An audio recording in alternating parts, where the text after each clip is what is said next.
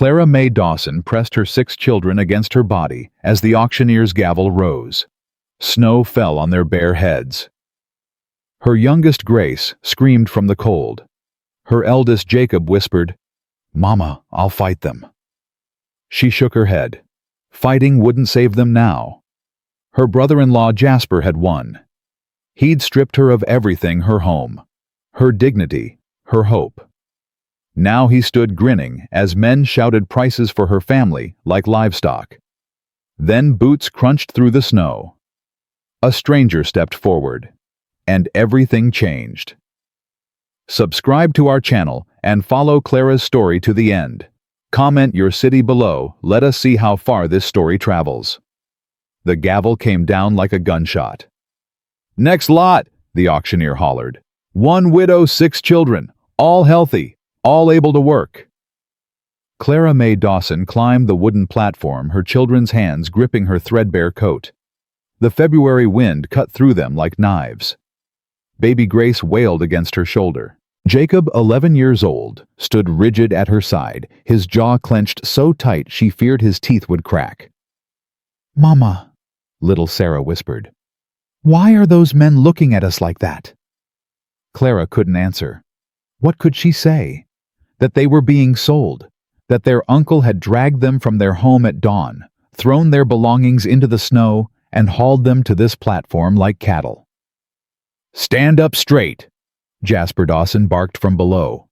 Her husband's brother wore his Sunday coat, his Bible tucked under his arm like a weapon. "Show them you're worth something." His wife Lucille smirked beside him.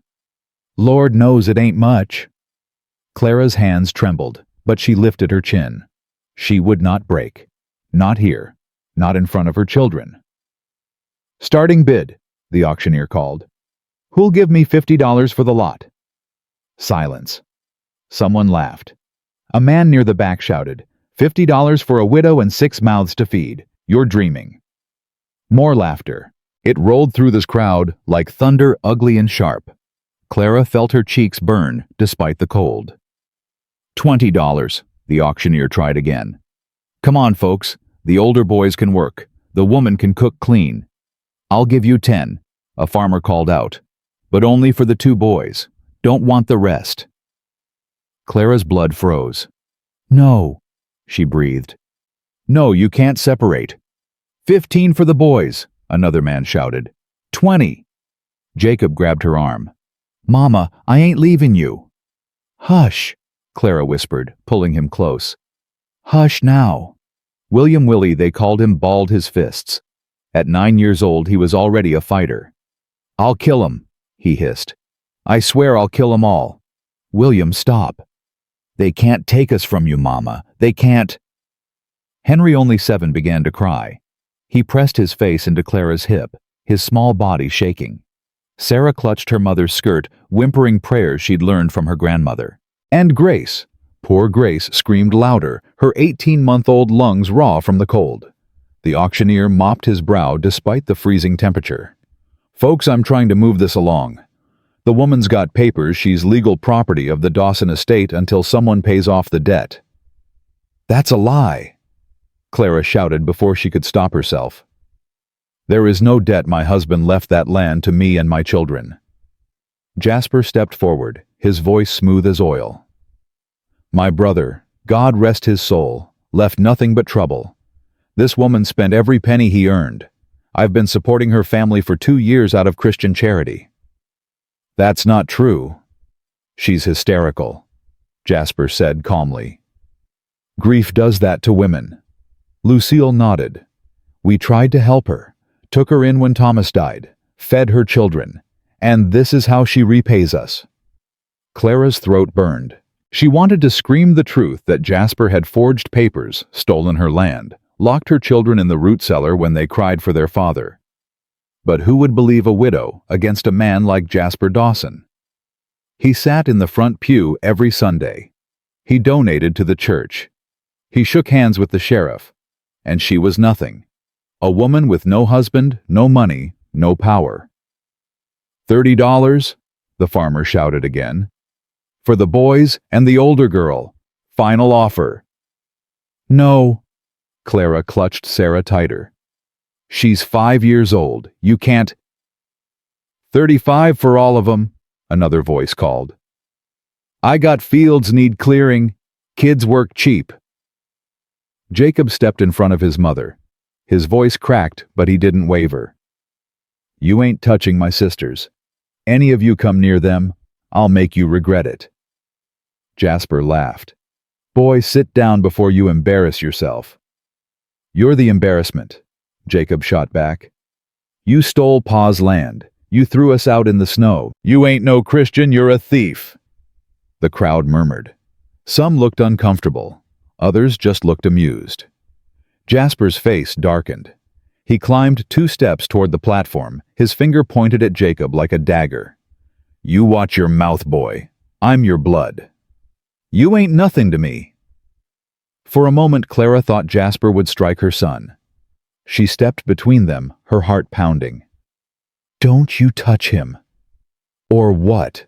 Jasper sneered. What exactly are you going to do, Clara? You've got nothing. You are nothing. Accept it. The auctioneer cleared his throat. Folks, can we please? $40. The voice came from the edge of the crowd. Low, steady, quiet in a way that made everyone turn. A man stood apart from the others. Tall, broad-shouldered, his hat pulled low against the snow. He wore a worn leather coat and boots caked with mud. His face was half hidden, but his eyes caught the gray light, dark, watchful, unreadable. Clara had never seen him before. $40 for what? The auctioneer asked, confused. All of them. The stranger stepped forward. The woman and all 6 children. Whispers rippled through the crowd. Someone laughed nervously. Mister, that's a lot of mouths to feed, the auctioneer said. You sure you know what you're bidding on? I know. Jasper's smugness faltered. Now hold on. Who the hell are you? The stranger didn't look at him. His eyes stayed fixed on Clara, not on her face, but on her hands. The way they gripped her children. The way they shook. Name's Silas Garrett, he said. I've got a ranch up near Willow Creek. Plenty of room. The auctioneer scratched his head. Well, $40 is $40. Anyone want to counter? Silence. 45, Jasper shouted. His face had gone red. $45. Silas didn't blink. 60. Gasps. Even Clara felt her breath catch. $60? The auctioneer's eyes went wide. Mister, are you sure? I'm sure, Jasper sputtered. This is absurd. $60 for a widow and 6 brats. The man's lost his mind. 70, Silas said. The crowd went silent. Even the wind seemed to pause. Lucille grabbed Jasper's arm. Let him have them, she hissed. They're not worth this. They're worth what I say they're worth, Jasper snapped. But Clara saw the calculation in his eyes. $70 was more than he'd expected, more than he'd planned for. The auctioneer looked between them. Mr. Dawson, you want to counter? Jasper's jaw worked. His eyes darted to Clara full of venom. Then he stepped back. Fine, he spat. Let the fool have his burden. He'll be begging me to take them back before spring. The gavel came down. Sold to Mr. Silas Garrett for $70. Clara's knees nearly buckled. Sold. She had been sold. Her children had been sold. To a stranger who hadn't spoken 100 words. Silas climbed the platform. Up close, he was even taller than she'd thought. His face was weathered, lined by years of sun and wind. A scar ran along his right forearm, visible where his sleeve had pushed back. He moved slowly, deliberately, like a man used to calming skittish horses. He stopped in front of her. Ma'am? He tipped his hat. I've got a wagon waiting. It's warm under the blankets. We should get the little ones out of this cold. Clara stared at him. Her mouth opened, but no words came. Jacob stepped forward, his fists still clenched. Who are you? What do you want with us? Silas looked at the boy. Something flickered in his dark eyes. Recognition, maybe. Understanding. "I reckon you've got questions," he said quietly. "Fair enough. But that baby's lips are turning blue, and your mama's shaking like a leaf. Questions can wait till we're somewhere warm." He didn't reach for them, didn't grab or demand. He simply turned and walked toward a wagon at the edge of the square, leaving the choice to them. Clara looked at her children. Jacob's face was hard with suspicion. Willie looked ready to bolt. Henry was still crying. Sarah clutched her skirt. And Grace. Grace had finally stopped screaming, too exhausted even for that. What choice did she have? She gathered her children and followed. The wagon was old, but sturdy. True to his word, Silas had piled thick blankets in the back, along with a bundle of wool coats. "They ain't new," he said gruffly, handing them over. "But they're warm." Clara wrapped Grace first, then Sarah, then Henry. The boys refused the coats until she fixed them with a look that left no room for argument. Willie muttered something under his breath, but pulled the wool around his shoulders. Silas climbed onto the driver's seat. He didn't look back as he took up the reins. "It's about 3 hours to my place," he said. "There's bread and dried meat in the sack by your feet if the children are hungry." Jacob's stomach growled audibly. He flushed and looked away. "Eat," Clara told him softly. "All of you, eat." They ate in silence as the wagon rolled out of town. Clara watched the buildings shrink behind them. The general store where she'd bought fabric for Sarah's dress, the church where she'd married Thomas, the blacksmith shop where Willie used to beg for scraps of metal. All of it fading. All of it gone. "Mama!" Sarah tugged her sleeve. "Is that man going to be nice to us?" Clara didn't know how to answer. "I don't trust him," Jacob said flatly. "Nobody pays $70 for strangers out of the goodness of their heart." "Maybe he needs workers," Willie said. "Cheap labor. That's what that farmer wanted us for." "He ain't gonna work you like mules," Clara said, though she wasn't sure if she believed it. "I won't let him." "How you gonna stop him, Mama?" Jacob's voice cracked. "Pa's dead. Uncle Jasper took everything. We got nothing. We got each other." It was all she could offer, all she had left. The wagon rolled on. The snow fell harder. After an hour, Henry crawled into Clara's lap, his thumb in his mouth, a habit he'd broken 2 years ago and returned to since Thomas died. Sarah fell asleep against Jacob's shoulder. Willie stared at the passing trees with hard eyes, his mind working behind them. And Grace blessedly slept against Clara's chest, her breathing finally even. Clara found herself watching the back of Silas Garrett's head. He sat straight in the driver's seat, shoulders square, hands steady on the reins. He hadn't spoken since they left town, hadn't even turned around. What kind of man pays $70 for a widow and 6 children he's never met? A desperate one, maybe. Or a dangerous one. She thought of Thomas. Her husband had been gentle, talkative, quick to laugh. This man was nothing like him. This man was stone and silence and shadow. And now her children's lives were in his hands. The ranch appeared through the snow like something from a dream. A cabin sat against a low hill, smoke rising from its chimney. A barn stood to the west, large and solid. Fences traced the edges of pastures where cattle huddled against the cold. Everything was covered in white, but beneath the snow, Clara could see order. Care. Labor. This was not the home of a desperate man. Silas stopped the wagon by the cabin's porch. He climbed down, boots crunching in the fresh snow, and walked around to the back. "We're here," he said simply. The children stirred. Jacob helped Sarah down. Willie jumped out on his own, eyeing the barn with wary interest. Henry clung to Clara's hand as she climbed down, Grace still in her arms. The cold bit at them, but the cabin promised warmth. Through the frosted window, Clara could see the glow of a fire. Silas opened the door and stepped aside. "Go on in," he said. "I'll tend to the horses." Clara hesitated. "Mr. Garrett." "Silas." "Silas." She swallowed. "Why?" Why did you buy us?" He paused his hand on the doorframe. For a long moment he didn't speak. The snow fell between them thick and silent. Then he looked at her. Really looked for the first time since the auction.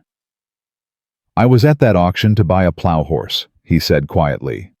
"But when I saw you up there, saw those kids holding on to you like you were the only solid thing in the world." He stopped. His jaw tightened. "Nobody should be sold. Not horses, not people. Especially not children." He turned and walked toward the barn. Clara stood frozen on the porch, his words echoing in the cold air. "Mama?" Sarah tugged her hand. "I'm cold." Clara blinked. "Yes. Yes, of course. Let's go inside." The cabin was warm, simple but clean. A fire crackled in the stone hearth. A wooden table sat in the center of the room with mismatched chairs. Shelves lined the walls, stocked with jars and tins. A narrow staircase led to a loft above.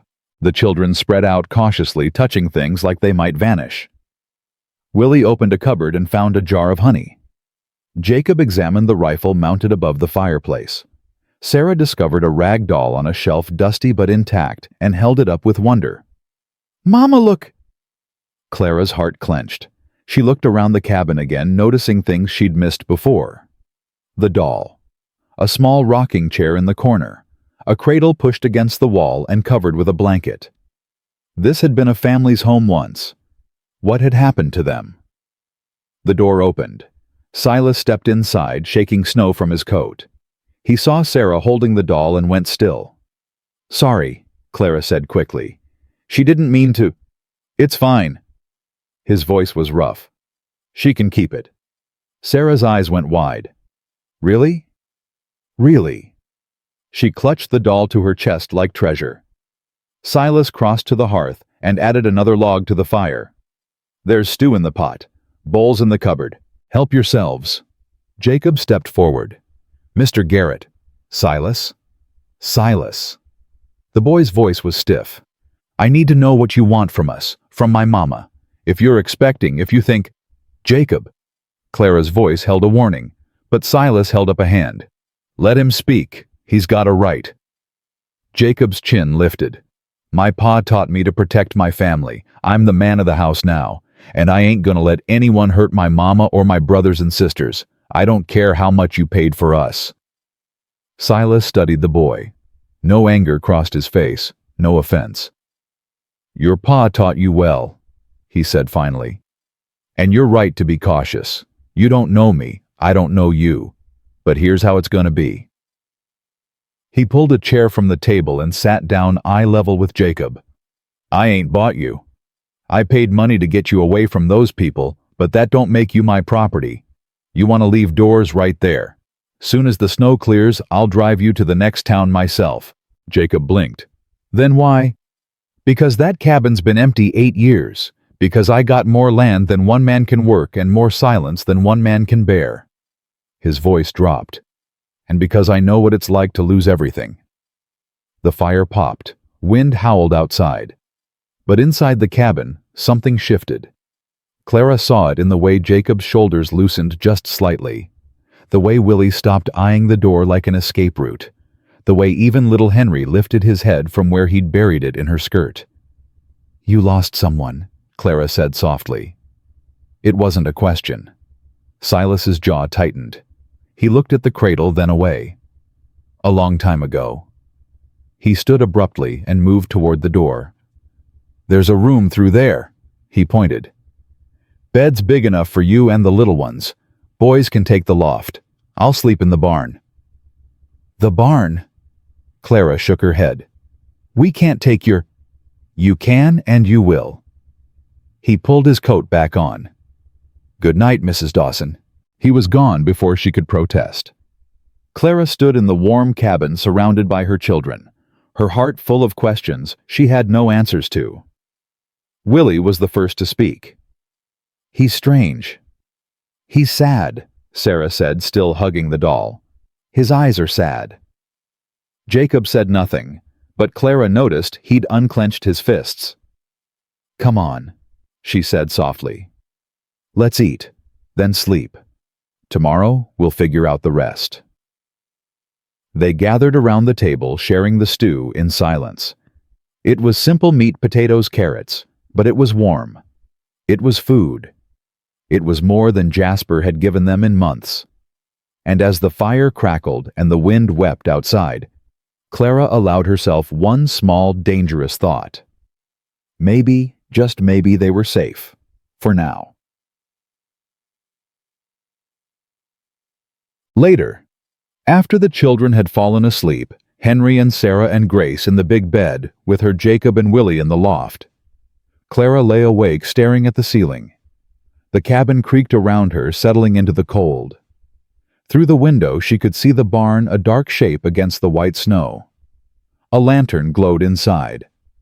He was awake. The stranger who had bought them. The quiet man with the sad eyes and the empty cradle.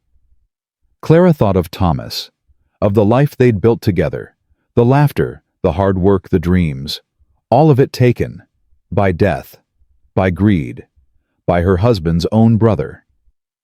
She thought of her children sleeping peacefully for the first time in months, of the food in their bellies and the warmth around them. She thought of the man in the barn who had paid $70 to rescue strangers and then walked out into the cold so they could have his bed. Who was Silas Garrett? And what did this strange salvation mean for her family? The questions circled in her mind like winter birds finding no place to land. Eventually, exhaustion claimed her. She closed her eyes and let the darkness take her. Outside, the snow kept falling, and in the barn, Silas Garrett sat alone, staring at the flames of his lantern. He didn't know why he'd done it, didn't know what madness had seized him when he saw that woman on the platform, her children pressed against her like she was the last solid thing in the world. All he knew was that he couldn't walk away. He'd buried his wife 8 years ago, buried his son beside her, a son who never took a breath, who never opened his eyes. He'd buried his heart with them and built walls around the grave so high that no one could climb over. And then today a stranger's eyes had met his across a crowded square, not pleading, not desperate, just steady, like she'd already accepted the worst and was just waiting for it to land. He knew that look. He'd worn it for years. Silas lowered his head and closed his eyes. He didn't know what tomorrow would bring. Didn't know if this strange family would stay, or go trust him, or fear him. All he knew was that for the first time in 8 years, his cabin wasn't empty. And somehow, against all reason, that felt like enough. Clara woke to the smell of coffee. For a moment she forgot where she was. She reached for Thomas beside her, as she had every morning for 11 years. Her hand found only cold sheets. Then the memories crashed back: the auction, the snow, the strangers, $70. Grace stirred against her chest. Sarah mumbled in her sleep. Henry's thumb had found his mouth again. Clara slipped out of bed, carefully pulling the quilt over her children. Through the frost-covered window, she could see the barn. Smoke rose from somewhere behind it. The sun was barely up. She found her shoes and stepped into the main room. Silas stood at the stove, his back to her. A pot of coffee steamed on the iron surface. Eggs sizzled in a pan. He moved with the quiet efficiency of a man who had cooked for himself 1,000 mornings. "Didn't mean to wake you," he said without turning. "You didn't." Clara hugged her arms against the chill. "I'm used to rising early. Coffee's ready. Cups are in the cupboard." She found a cup and poured herself some. The coffee was strong, bitter, nothing like the weak tea Jasper had rationed. She drank it gratefully. "Your children sleep well." "Better than they have in months." Silas nodded. He slid the eggs onto a plate and set it on the table. "Eat. You're too thin." Clara stiffened. "I don't need—" Wasn't an insult. He finally turned to look at her. "Just a fact. When's the last time you ate a full meal?" She couldn't remember. Silas pulled out a chair and pointed to it. "Sit. Eat. I ain't gonna ask again." There was no cruelty in his voice, just the blunt practicality of a man who didn't waste words. Clara sat. She ate. The eggs were simple, but good fresh, probably from the hens she'd seen near the coop.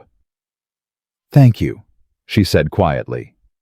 He grunted and turned back to the stove to make more. Footsteps creaked overhead. Jacob's voice drifted down from the loft. "Willie, wake up. I smell food." "I'm awake. Been awake." The boys climbed down Willie first, then Jacob. They stopped when they saw Silas at the stove. "Morning," Silas said. Willie muttered something that might have been a greeting. Jacob just stared. "Sit down," Clara told them. "Mr. Garrett made breakfast." "Silas," he corrected again. "Mr. Garrett was my father, and he was a mean old bastard. Don't call me that." Willie snorted before he could stop himself. Jacob shot him a look, but Clara saw the corner of his mouth twitch. They ate in silence, the boys shoveling food like they'd been starved, which Clara supposed they had been. Sarah came down next, clutching the rag doll. Then Henry rubbing his eyes. Clara fetched Grace from the bedroom and fed her mashed egg from her own plate. Silas ate standing by the window, watching the snow that still fell outside. "Storm's letting up," he said. "Should clear by afternoon." "What happens then?" Jacob asked. His voice was flat, challenging. Silas looked at him. "What do you mean?" "I mean, what do you expect us to do? Work your fields, tend your cattle, pay off what you spent on us." "Jacob," Clara warned. "No, Mama. I want to know." Jacob pushed back from the table. "Men don't pay $70 for nothing. So what's the price? What do we owe?" Silas set down his coffee. He crossed the room and stopped in front of Jacob close enough that the boy had to look up. "You want the truth?" "Yeah, I want the truth." "All right." Silas crouched down so they were eye to eye. "Here's the truth. I got 500 acres out there. Cattle that need tending, fences that need mending, wood that needs chopping. More work than one man can handle." Jacob's jaw tightened. "So we are just labor." "Let me finish." Silas held up a hand. "I could hire men for that. Plenty of drifters looking for work. But hired men leave. They got no stake in the land. No reason to stay. And we do." "You could." Silas's voice softened. "If you wanted to, this place could use a family. I could use—" He stopped. His jaw worked. "I could use the help, but not because you owe me, because you choose to stay." Jacob stared at him. "And if we choose to leave, then I drive you to the next town soon as the road's clear. Give you money for train tickets, whatever you need." "Why would you do that?" Silas stood. He walked to the window and stared out at the snow. "Because 8 years ago I'd have given everything I had for someone to help me when I had nothing. Nobody did. I ain't gonna be that person." The cabin went quiet. Even Willie stopped chewing. Clara watched Silas's back, the rigid line of his shoulders, the way his hands gripped the windowsill. Whatever had happened 8 years ago, it still lived in him. She could see it in every line of his body. "Jacob," she said softly, "that's enough questions for now." Her son looked at her, then at Silas. Something shifted in his face. Not trust, not yet, but the beginning of respect. "Yes, ma'am," he said. The morning passed. The storm eased. Silas went out to tend the cattle, and Clara set to work cleaning the cabin. It didn't need much. The man kept a tidy house, but she needed to do something with her hands. Needed to feel useful. Sarah followed her everywhere, the rag doll clutched tight. "Mama, what's her name?" "Whose name, sweetheart?" "The doll. She needs a name." Clara paused her sweeping. She looked at the doll-faded calico dress, yarn hair, button eyes. Someone had made it with love. Someone who was gone now. "Why don't you ask Silas when he comes back? He scares me." "He's not scary, Sarah, just quiet." "Why is he so quiet?" "Some people are, that's all." "Papa wasn't quiet. Papa talked all the time." Clara's chest ached. I know, baby. I know. Henry had found his way to the window, watching the barn with longing. Mama, can I go see the horses? Not until Mr. Silas says it's all right. But I want to see them now. Henry David Dawson, what did I just say? He slumped against the wall. Yes, ma'am. Willie paced the cabin like a caged animal. I hate this. I hate sitting around doing nothing. Then help me sweep. That's women's work. William. He grabbed the broom with a scowl and started attacking the floor like it had personally offended him. Clara bit back a smile. Her children were difficult, stubborn, wild, and she loved them more than her own breath. Jacob sat at the table carving a piece of wood he'd found. His knife moved in quick, precise strokes. Thomas had taught him that whittling to calm his mind. Clara wondered if he was making something or just destroying it. You're thinking too loud, she told him. I'm thinking we shouldn't trust him. I know. Then why did you follow him here? Clara stopped sweeping. She walked to the table and sat down across from her son. What choice did I have, Jacob? Let Jasper sell you and your brothers to that farmer. Watch them take Sarah and Grace to God knows where. At least here we're together. For now. For now is all we've got. She reached across and stilled his hands. I don't trust him either. Not yet. But he hasn't hurt us. He hasn't demanded anything. And until he does, we stay. We watch. We wait. Jacob's jaw tightened. And if he does demand something, then we'll deal with it, together, like we always do. He looked at her for a long moment. Then he nodded once and went back to his carving. The cabin door opened. Silas stepped inside, stamping snow from his boots. Storm's done, he said. Road should be clear enough tomorrow. He looked at Clara. If you want to leave, now's your chance. She stood. And if we want to stay. He paused. Then we need to talk about how this works. All right, let's talk. They sat at the table, Clara, Silas, and Jacob, who refused to leave his mother's side. The younger children gathered near the fire, watching with wide eyes. First thing, Silas said, nobody here is property. Not yours, not mine, not anybody's. You work because you want to, not because you owe me. And what about money? Jacob asked. You spent $70. That's a lot. Forget about the money. I can't just forget. It's forgotten. Done. I don't want it back. Silas leaned forward. I want one thing and one thing only. Honesty. You got a problem with me, you say it to my face. You want to leave, you tell me. No sneaking off in the night, no lies. Just the truth. Can you do that? Clara nodded slowly. We can do that. Good. He turned to Jacob. You said you're the man of the house. Jacob stiffened. I am. Then act like one. That means working beside me, not against me. That means protecting your family with more than just words. That means learning how to run a ranch because someday this land might be yours. Jacob's eyes widened. What? I ain't got no family, no heirs. When I die, this place goes to someone. Might as well be people who earned it. The cabin went dead silent. Clara felt her heart stop. Silas, you can't. I can do whatever I want with my land. His voice was firm. I ain't promising anything. You might leave tomorrow. I might kick you out next week. But if you stay, if you prove yourself, then yeah, this could be yours. Jacob looked at his mother. She saw the shock in his eyes, the disbelief, and beneath it, a flicker of hope he was trying desperately to hide. Why? He asked Silas. Why would you give strangers your land? Silas stood. He walked to the window, his back to them. Because 8 years ago I buried my wife and son in the ground behind this cabin. Because I've been alone ever since and I'm tired of it.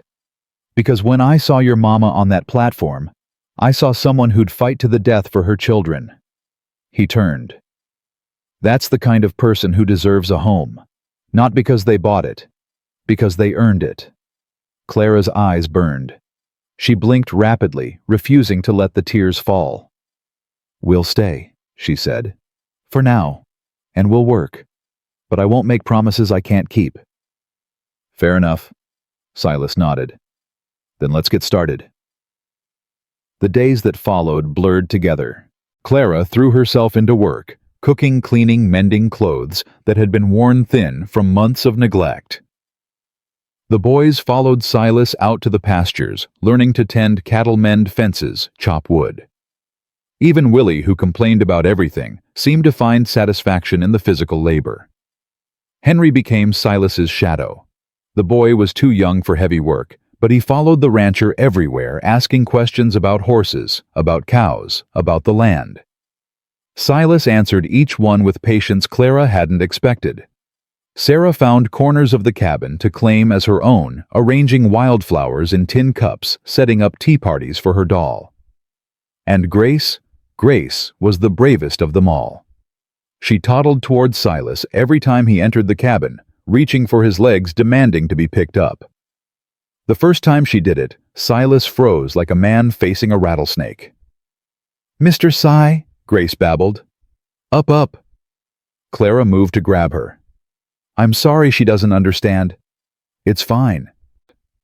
Silas's voice was rough. He bent down awkward, uncertain, and lifted Grace into his arms. She immediately grabbed his beard and yanked. "Ow!" But he didn't put her down. He held her like she was made of glass, like she might shatter if he breathed wrong. "She likes you," Sarah said from her corner. "Reckon she does." Silas looked down at Grace, and Clara saw something in his face that made her heart ache. A tenderness he'd buried so deep he'd forgotten it existed. "She reminds you of him," Clara said quietly. "Your son." Silas went still. For a long moment, he didn't speak. Then, he handed Grace back to Clara and walked out of the cabin without a word. That night, Clara found him on the porch, staring at the stars. "I'm sorry," she said. "I shouldn't have—" "You were right." His voice was barely audible. "She does remind me. The way she reaches up, the way she laughs." He swallowed hard. "Mary, my wife, she always said our boy would have my eyes. I never got to find out." Clara stood beside him, not touching, just present. "What happened?" "Fever. Took her during the birth. The baby he never breathed.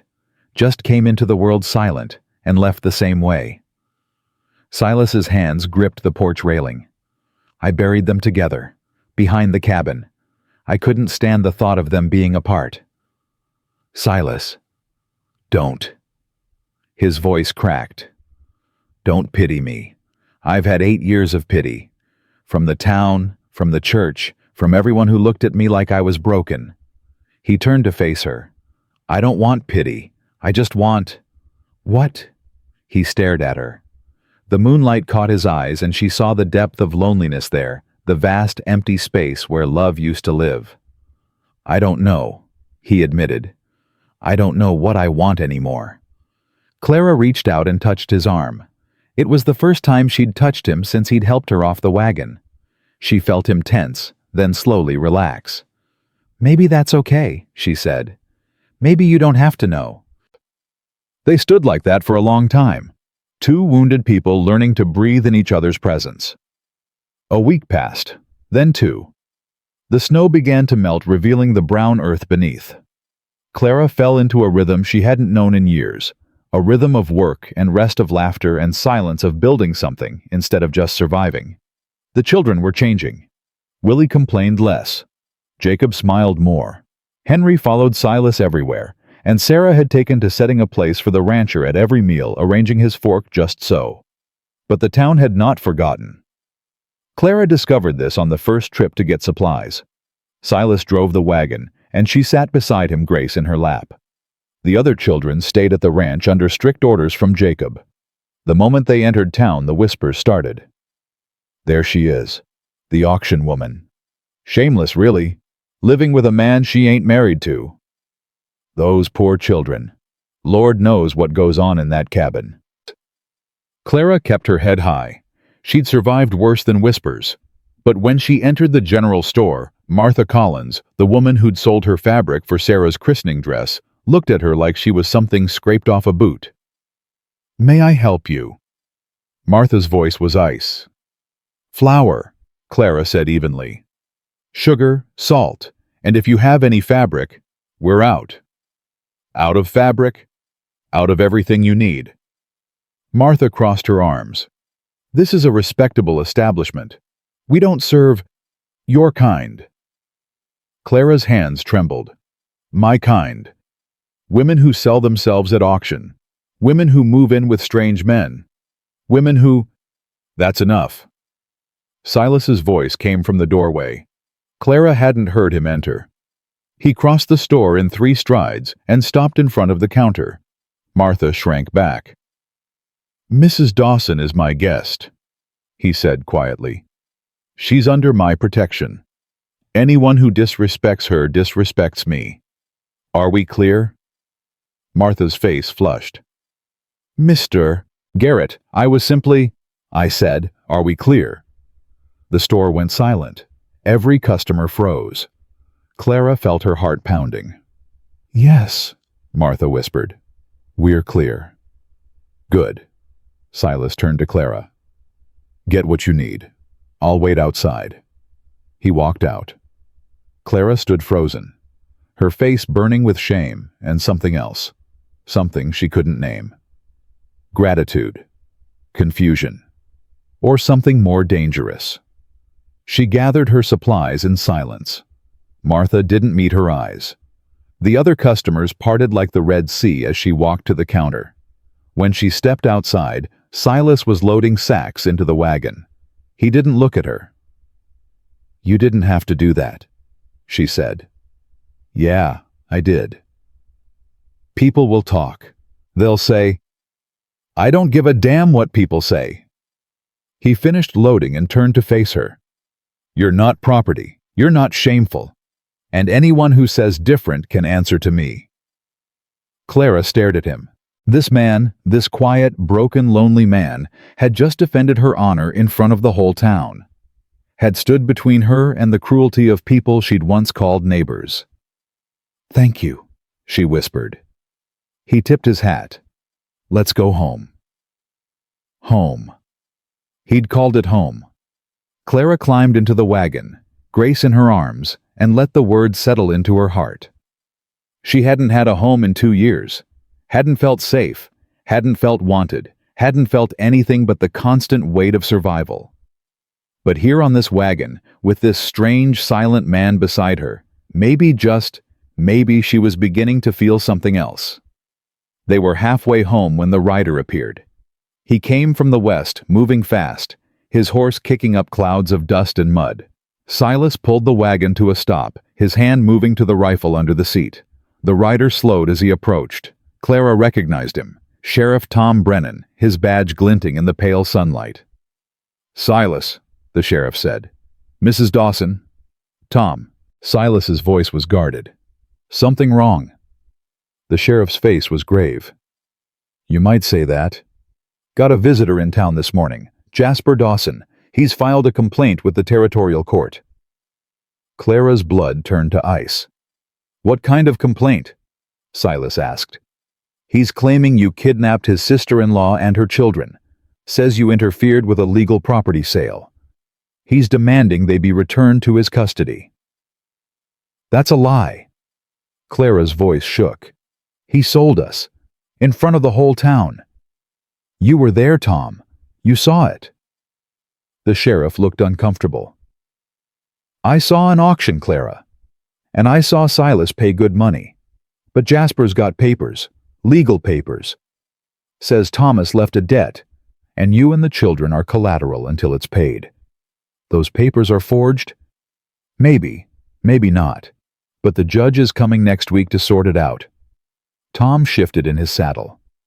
"Until then, I'm supposed to bring you back to town, into Jasper's custody." "No." Clara grabbed Silas's arm. "No, I won't go. You can't make me go." Silas hadn't moved. His eyes were fixed on the sheriff, cold and steady. "And if she refuses—" Then I'm supposed to arrest her, and you. Tom's voice dropped. I don't want to do that, Silas. You know I don't. But Jasper's got friends, money, influence. If I don't follow the law, he'll have my badge. Clara felt the world tilting. Everything she'd begun to hope for, the safety, the home, the possibility of something better, was crumbling around her. 1 week, Silas said. What? You said the judge comes in 1 week. Give me 1 week. Tom hesitated. To do what? To prove those papers are forged. To find evidence against Jasper. To give this woman and her children a chance at justice. The sheriff stared at him for a long moment. Then he sighed. 1 week, Silas. That's all I can give you. After that, my hands are tied. That's all I need. Tom nodded. He tipped his hat to Clara. I'm sorry, ma'am. Truly. And he rode away, leaving them alone on the road. Clara couldn't breathe. Silas, what are we going to do? Jasper has papers. He has money. He has lies. Silas turned to face her. And lies can be exposed, but I need you to trust me. Can you do that? Clara looked at him. This man she barely knew, who had risked everything for her family, who had defended her honor and given her children hope. Yes, she whispered. I trust you. He nodded once. Then let's get home. We've got work to do. The wagon rolled on, and somewhere behind them in the town, they'd left behind, Jasper Dawson was already planning his next move. The cabin door slammed behind them. Clara barely had time to set Grace down before the children surrounded her, their faces pale with fear. Mama, what happened? Jacob grabbed her arm. We saw the sheriff on the road. What did he want? Clara looked at Silas. He gave her a small nod. Your Uncle Jasper, she said quietly. He's filed a complaint. He wants to take us back. Willie's face went white. No, Mama, we can't. We won't. Silas's voice cut through the panic. Not if I can help it. How? Jacob demanded. You heard the sheriff. Jasper's got papers. He's got money. What have we got? The truth. Silas walked to the table and sat down heavily. Your mama says those papers are forged. That means somewhere there's proof. We just have to find it. Clara's mind raced. Thomas kept records. Everything: land deeds, contracts, letters. He was meticulous about it. Where are those records now? Jasper took them. When he threw us out, he took everything. Silas's jaw tightened. Then we need to get them back. How? Walk into his house and ask nicely. No. Silas stood. We break in. The cabin went silent. You're crazy, Jacob breathed. Maybe. But your uncle's got something that belongs to your mama. Something that could save this family. I aim to get it back. Clara shook her head. Silas, if you get caught. I won't get caught. You don't know that. And if you do, they'll arrest you. They might even... She couldn't finish the sentence. Silas crossed to her. He stopped closer than he'd ever stood before. Clara, look at me. She looked. I spent 8 years doing nothing, waiting to die, watching the world go by like it had nothing to do with me. His voice dropped. Then you and your children walked into my life, and for the first time in 8 years, I felt something. I ain't about to let Jasper Dawson take that away. Clara's heart hammered. Silas, I'm going tonight. You can try to stop me, but you won't succeed. She stared at him. This stubborn, broken, beautiful man who had given her family everything and asked for nothing in return. Then I'm coming with you, she said. No. Yes, those are my papers, my husband's records. I know where Jasper keeps them. You don't. It's too dangerous. I don't care. They faced each other, neither willing to back down. Finally, Silas let out a long breath. You're as stubborn as a mule, you know that. I've been told. He almost smiled. Almost. Fine. We go together, but the children stay here." "I'll watch them," Jacob said. His voice was steady, but Clara could see the fear beneath it. "I'll keep them safe, Mama. I promise." She crossed to her son and cupped his face in her hands. "I know you will. You're the bravest boy I know." "I ain't a boy anymore." "No," she whispered. "You're not." They waited until midnight. The children slept, or pretended to, and Clara kissed each one before slipping out into the cold. Silas had the horses ready saddled and quiet.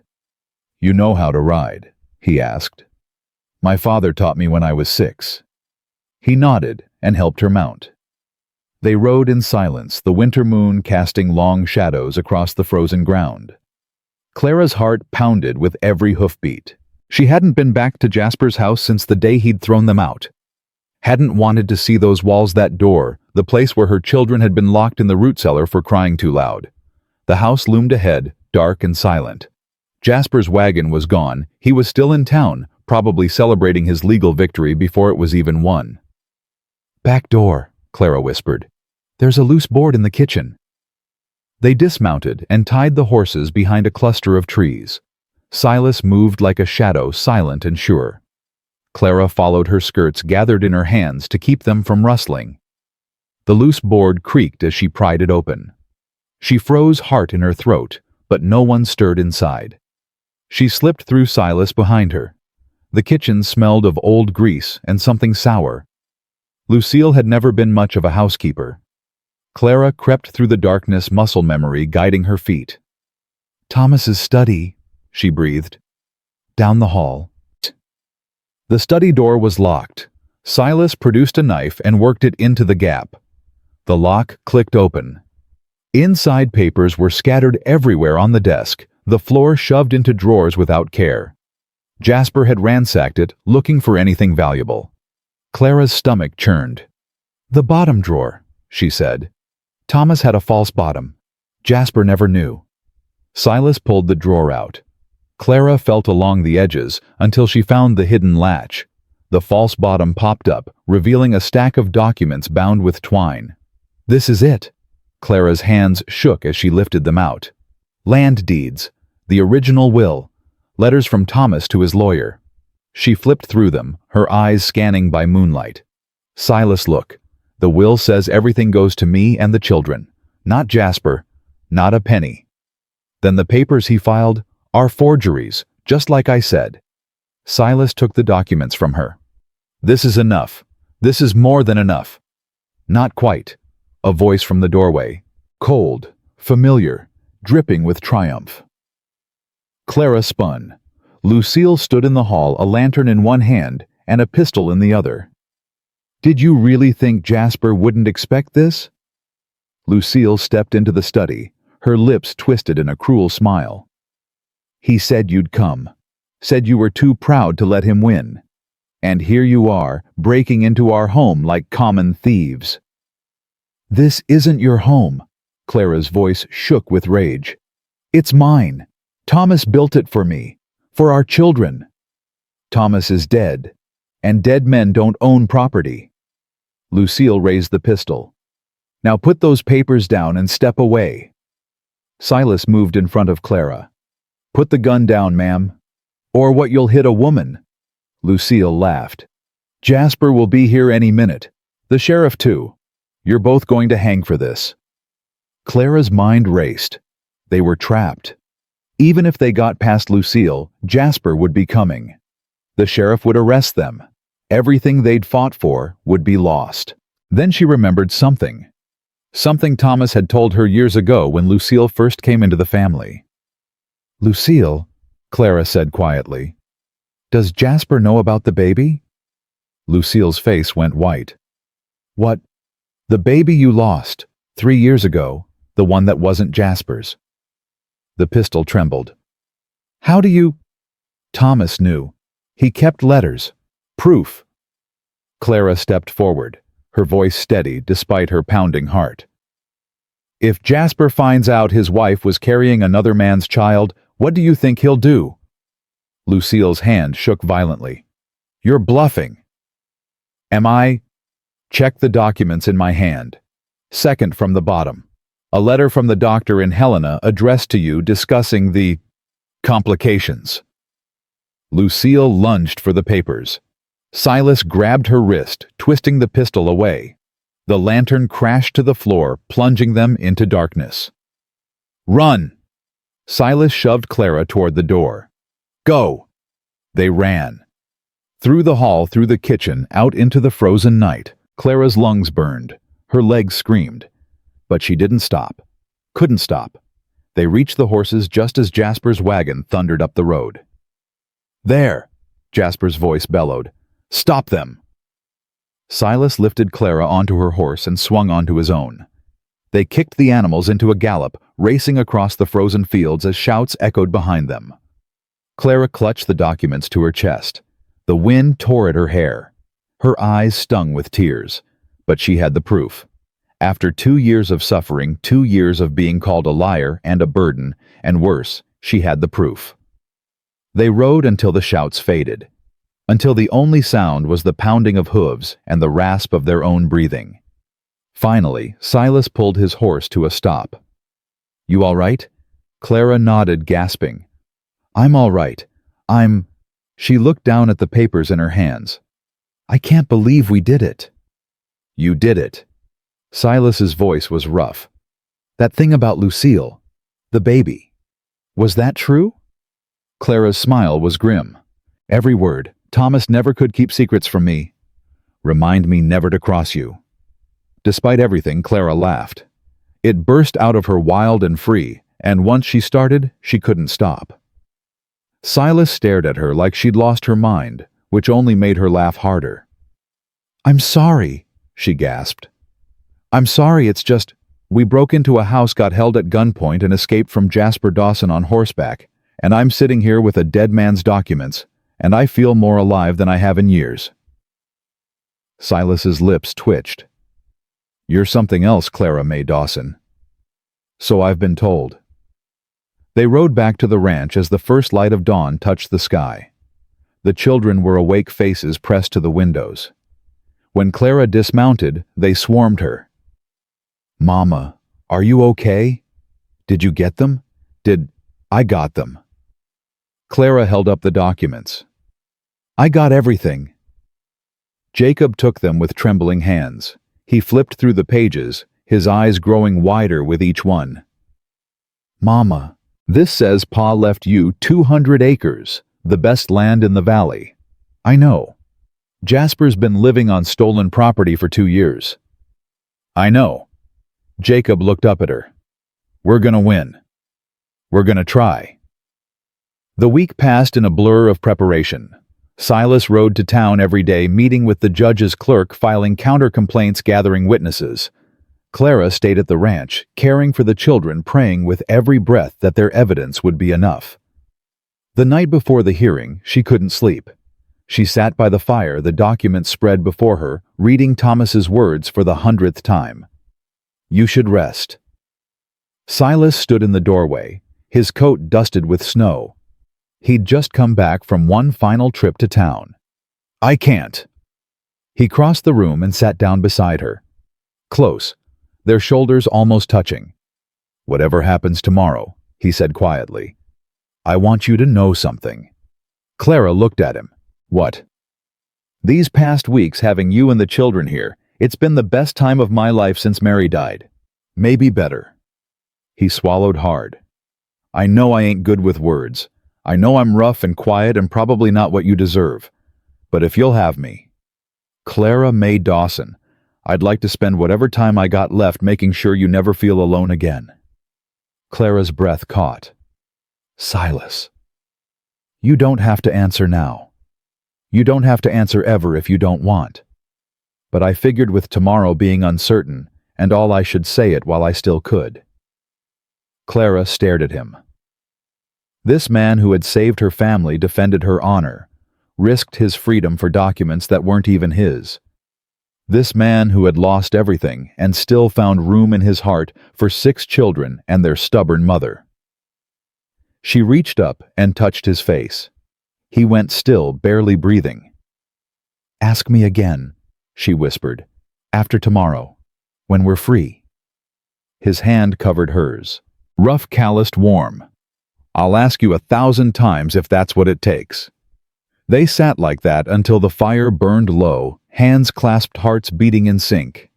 Tomorrow would bring the fight of their lives. But tonight, for one brief moment, they had peace. The courthouse was packed. Every seat filled, every wall lined with curious onlookers. Word had spread about the widow, the rancher, the stolen land. The whole town had come to watch. Clara sat at the front, Silas beside her. The children waited outside with Doc Hayes, who had volunteered to watch them. Jacob had wanted to come in, but Clara refused. Whatever happened, she didn't want him to see. Jasper sat across the aisle, Lucille beside him. His face was smug, confident. He'd been telling anyone who would listen that he had the law on his side. Clara gripped the documents in her lap. The judge entered, an older man with silver hair and sharp eyes. Judge Warren, they called him. He was known for being fair, but fair didn't always mean merciful. "This court is now in session." Judge Warren settled into his chair. "We're here to determine the legal custody of Mrs. Clara May Dawson and her 6 minor children, as well as the ownership of certain disputed properties. Mr. Jasper Dawson, you filed the original complaint. State your case." Jasper stood, smoothing his coat. "Thank you, Your Honor. The facts are simple. My brother Thomas, God rest his soul, died 2 years ago. He left behind significant debts. I have been paying out of Christian charity. Mrs. Dawson and her children are collateral on those debts. I have papers proving this." He held up a sheaf of documents, the same forgeries he'd been waving around for years. "Furthermore," Jasper continued, "when this woman could not repay what she owed, I exercised my legal right to auction her and her children. Mr. Silas Garrett interfered with that auction, essentially stealing property that belonged to me. I demand their return and Mr. Garrett's arrest for theft." The crowd murmured. Judge Warren raised a hand for silence. "Mrs. Dawson, do you have a response?" Clara stood. Her knees trembled, but her voice was steady. "Those papers are forgeries, Your Honor. My husband left no debts. He left his land and all his worldly possessions to me and our children. I have the original documents right here." She walked forward and placed the papers on the judge's bench. Her hands shook, but she didn't look away. Judge Warren examined them carefully. His brow furrowed. "These appear to be authentic. Mr. Dawson, can you explain the discrepancy?" Jasper's face reddened. She must have forged those herself, or that cowboy did it for her. "These are dated 2 years ago and bear the seal of the Territorial Clerk's Office," the judge said mildly. "Are you suggesting Mrs. Dawson traveled back in time to forge them?" Laughter rippled through the crowd. Jasper's jaw clenched. "Your Honor, this woman is a liar and a schemer. I have a witness," Clara interrupted. "Someone who can prove Mr. Jasper Dawson forged the debt papers himself." The courthouse went silent. "Bring forward this witness," Judge Warren said. The doors opened. Every head turned. Doc Martin Hayes walked in, holding the arm of an elderly man with a white beard and spectacles. Clara recognized him, Mr. Patterson, the notary, who had certified Jasper's papers. "Mr. Patterson," the judge said, "what do you have to say?" The old man's voice quavered, but his words were clear. 2 years ago, Mr. Jasper Dawson came to my office. He brought papers he said were his brother's will. He asked me to notarize them." Patterson paused. "He also brought a gun." Gasps filled the room. "He said if I didn't sign, he'd tell everyone I'd been stealing from the church collection. It wasn't true, but who would believe me over a man like Jasper Dawson?" Patterson's eyes filled with tears. "I've lived with that shame for 2 years. When Dr. Hayes told me there was a chance to set things right, I couldn't stay silent anymore." Jasper shot to his feet. "He's lying. This is a conspiracy." "Sit down, Mr. Dawson." Judge Warren's voice was iron. "One more outburst, and I'll hold you in contempt." Jasper sat, but his face was purple with rage. The judge turned to Clara. "Mrs. Dawson, is there anything else you'd like to add?" Clara looked at Jasper. At the man who had tormented her family, stolen her land, tried to sell her children. 2 years of rage burned in her chest. But she didn't let it consume her. She wouldn't give him that power. "Only this, Your Honor. I don't want revenge. I don't want Jasper's money or his punishment. I just want what my husband left me, the land he worked for, the home he built, the chance to raise my children in peace." Judge Warren studied her for a long moment. Then he nodded. "This court finds in favor of Mrs. Clara May Dawson. All properties belonging to the late Thomas Dawson are hereby restored to her. Mr. Jasper Dawson's claims are dismissed." He turned to Jasper. "Furthermore, I am forwarding evidence of forgery and witness intimidation to the territorial prosecutor. You may face criminal charges, Mr. Dawson. I suggest you retain a lawyer." The gavel came down. The crowd erupted. Clara stood frozen, unable to move, unable to breathe. She'd won. After 2 years of suffering, she'd actually won. Silas was beside her. His hand found hers. "You did it," he said. "We did it." Jasper stormed toward them, his face twisted with hate. "This isn't over. You hear me? I'll appeal. Silas stepped between them. He didn't raise his fist, didn't shout, just stood there solid as a wall. "It's over, Dawson. Go home." Jasper's mouth worked. He looked around the courtroom at the faces of neighbors who had once respected him. Now they stared with disgust, with pity, with cold satisfaction. He had lost. And everyone knew it. Lucille grabbed his arm. "Jasper, come on. Let's just go." He shook her off. "Don't touch me." He stormed out of the courthouse, the door slamming behind him. Lucille followed, her face pale. Clara sagged against Silas. The tension drained out of her, leaving her hollow. "I need to see my children," she whispered. They found them outside, huddled around Doc Hayes. When the children saw Clara's face, they knew. "We won." Jacob's voice cracked. "Mama, we won?" "We won, baby. It's over." The children crashed into her, a tangle of arms and tears and laughter. Clara held them, all her own tears falling freely. Sarah sobbed into her skirt. Henry clung to her waist. Willie stood apart, trying to look tough, but his eyes were red. Even Jacob let himself cry. Just this once. Silas stood back watching. Clara looked up at him over her children's heads. "Get over here," she said. He hesitated. "Silas Garrett, I said get over here." He came. And when Grace reached up for him, he lifted her into his arms without hesitation. She grabbed his beard and laughed. "Papa!" she squealed. The word hung in the air. Everyone went still. Silas looked at Clara, his face unreadable. Clara's heart pounded. "She doesn't know what she's saying. She just—" "I like it," Sarah said quietly. "Can we call him that? Can he be our papa?" Clara opened her mouth, closed it, looked at Silas. He was staring at her children. At these 6 small humans who had invaded his life, broken his silence, and somehow impossibly found their way into his heart. "Only if your mama says it's all right," he said softly. All eyes turned to Clara. She thought of Thomas. Her first love. The father of her children. She would never forget him. Never stop loving him. But Thomas was gone. And she was still here. Still alive. Still fighting. And this man, this good, stubborn, lonely man, had given her everything. "Ask me," she whispered. Silas set Grace down. He took Clara's hands in his. "Clara May Dawson, will you marry me?" The children held their breath. Clara smiled. "I thought you'd never ask." The word spread through town like wildfire. Clara Dawson had won. Jasper Dawson was ruined. And the lonely rancher from Willow Creek was going to marry the widow he'd bought at auction. Some folks cheered. Others whispered that it wasn't proper, a woman marrying a man she barely knew, a man who'd paid cash for her like livestock.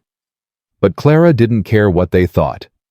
She'd spent 2 years caring what people thought, and it had nearly destroyed her.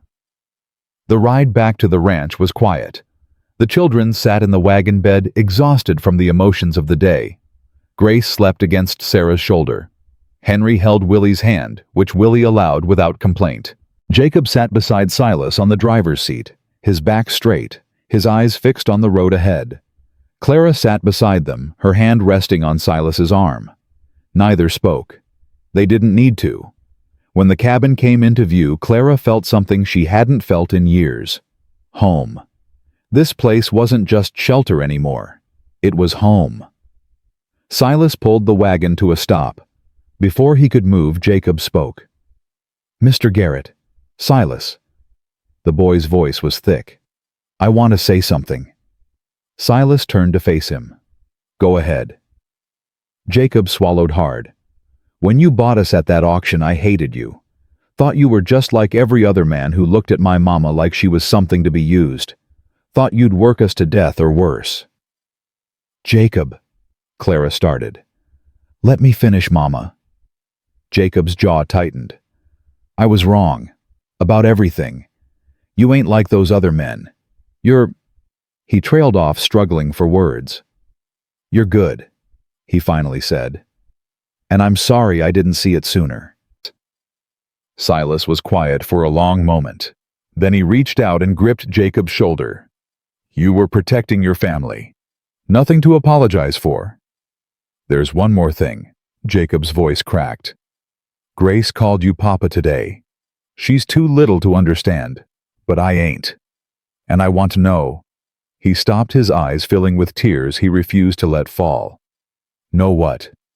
Silas asked gently. "Would it be all right if I called you that too?" Clara's heart shattered and rebuilt itself in the same instant. She watched Silas's face, the flicker of shock, the wave of emotion he couldn't quite hide. "Yeah," Silas said roughly. "Yeah, son, that'd be all right." Jacob nodded once sharply and jumped down from the wagon. He walked toward the cabin with his shoulders shaking. "He's been holding that in for weeks," Clara whispered. "I know." "You didn't have to say yes." Silas turned to look at her. "Yes, I did." They unloaded the wagon in silence. The children scattered Sarah to find her doll Henry, to check on the horses. Willie to chop wood he didn't need to chop. Grace toddled after Silas, grabbing at his legs until he lifted her up. "Papa!" she squealed. "That's right, little one." His voice was soft. "That's right." Clara stood in the doorway watching. This man who had been a stranger 6 weeks ago was now the center of her children's world. The thought terrified her. The thought also felt like the most natural thing in the world. That night, after the children had gone to bed, Clara sat with Silas on the porch. The winter air was cold, but she barely felt it. "We should talk about the wedding," she said. "What's to talk about?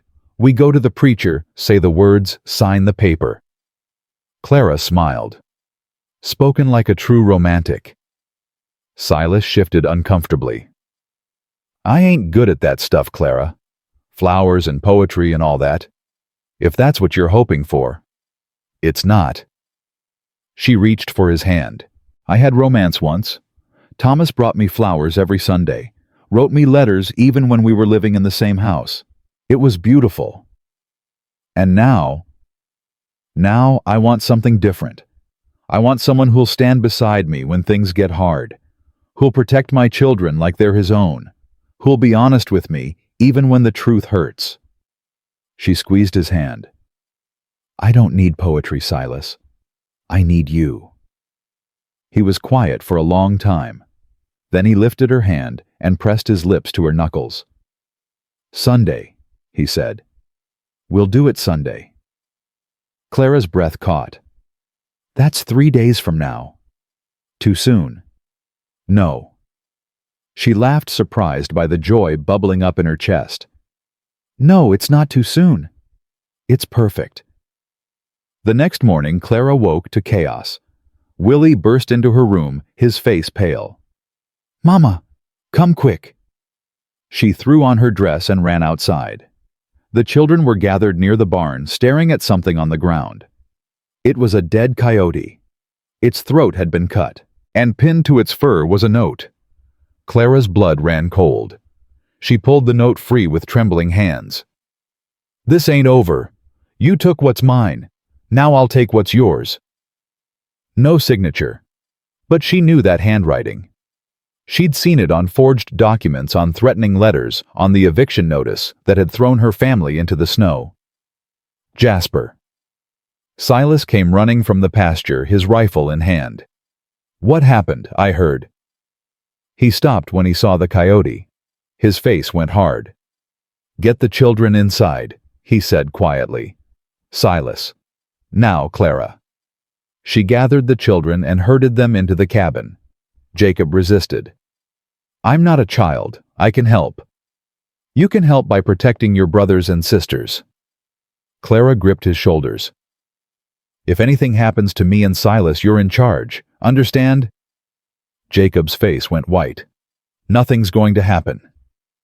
"Promise me." "I promise." Silas appeared in the doorway. "The coyote was killed somewhere else, then brought here. Tracks lead toward the East Ridge." "Jasper's land," Clara said. "He's sending a message." Silas's jaw tightened. "He lost in court, so now he's trying to scare us." "Is it working?" Silas looked at her. "Is it?" Clara thought of her children huddled inside, of the peace they'd finally found, of the wedding they'd planned for Sunday. "No," she said. "I'm done being scared of Jasper Dawson." "Good."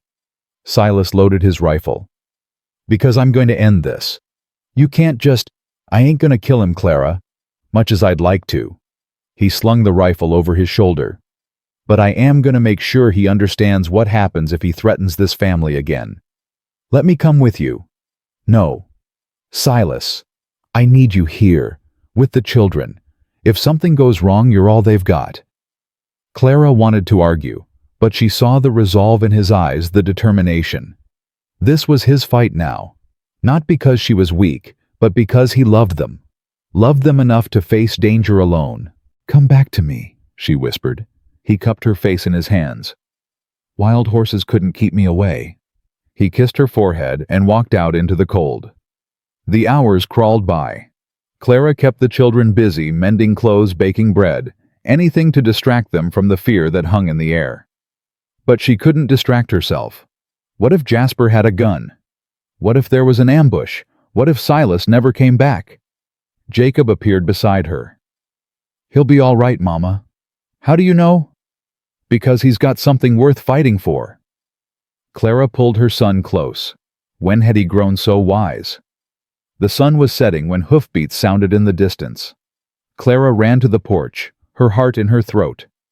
Silas rode toward them alone. His clothes were muddy, his face was bruised, but he was alive. "What happened?" Clara ran to meet him. "Are you hurt? Is Jasper?" "Gone." Silas dismounted heavily. "He and Lucille left town this afternoon. Sheriff helped them pack." "Left where? What, California?" Tom said Jasper was in a hurry, kept looking over his shoulder like the devil was chasing him. Silas's lip curved into a grim smile. "Reckon that's not far from the truth." "You threatened him." I explained the situation, made sure he understood what would happen if he ever showed his face in Montana again. Clara stared at him. "What did you say?" "That's between me and Jasper." Silas took her hands. "What matters is, he's gone. For good. We're safe, Clara. Finally safe." That night, Clara lay awake long after the cabin had gone quiet. Safe. The word felt foreign on her tongue. She'd been running for so long, fighting for so long that she didn't know how to stop.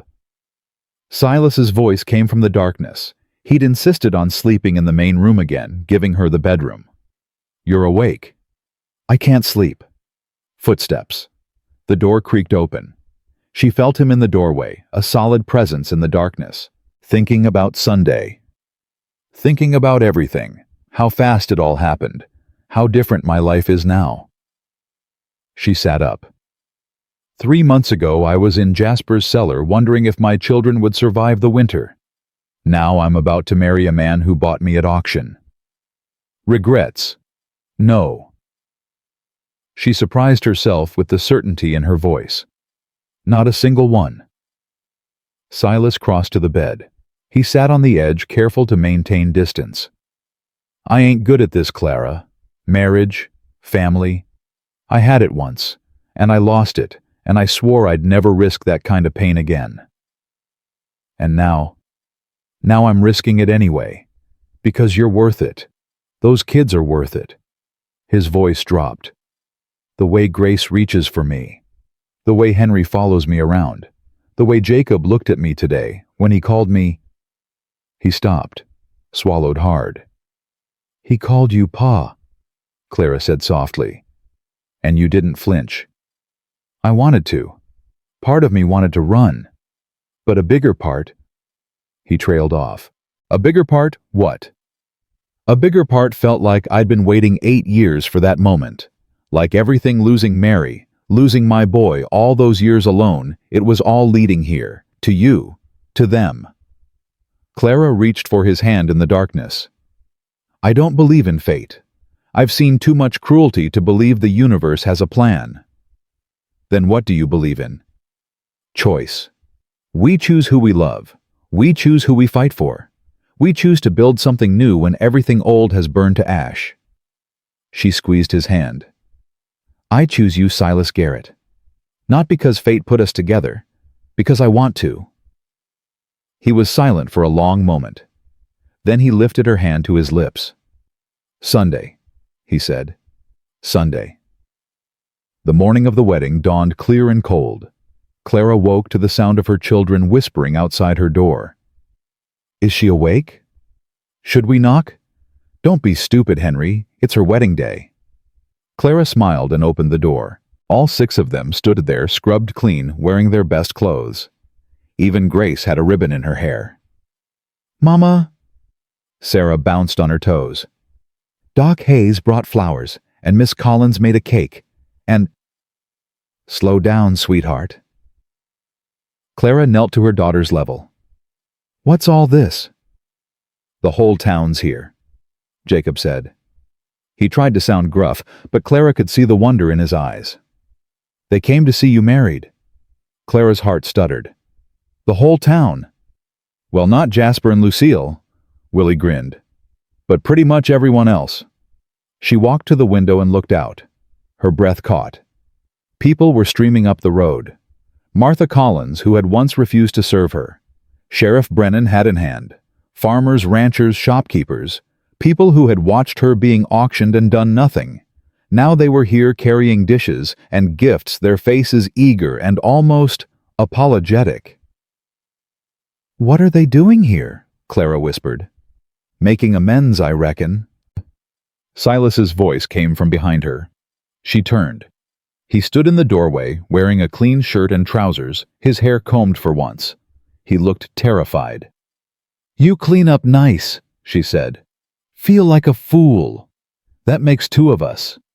They stared at each other, and suddenly Clara was laughing at the absurdity of it all, at the terror in his eyes, at the joy bubbling up in her chest. Come on, she said. Let's get married. They gathered under the old oak tree behind the cabin. The preacher stood waiting, Bible in hand. The children formed a half circle around them, Jacob holding Grace, Willie fidgeting, Henry clutching Sarah's hand. The townspeople watched from a respectful distance. Clara spotted Doc Hayes in the front, his eyes suspiciously bright. Dearly beloved, the preacher began, we are gathered here. Wait. Everyone turned. Jacob stepped forward, Grace still in his arms. I want to say something first. The preacher looked uncertain. Silas nodded. Go ahead, son. Jacob's voice shook, but he didn't waver. 3 months ago, my family had nothing. No home, no hope, no one who cared if we lived or died. Then this man. He gestured at Silas. This man paid $70 to save us. Not because he had to. Not because he wanted workers. Just because he couldn't stand to see us suffer. Clara's eyes burned with tears. He gave us food when we were starving, gave us shelter when we were freezing, gave us a home when we had none. Jacob's voice cracked. And now he's giving us something else. A father. Grace reached for Silas. Papa. That's right, Gracie. Jacob kissed her head. That's our papa. He stepped back.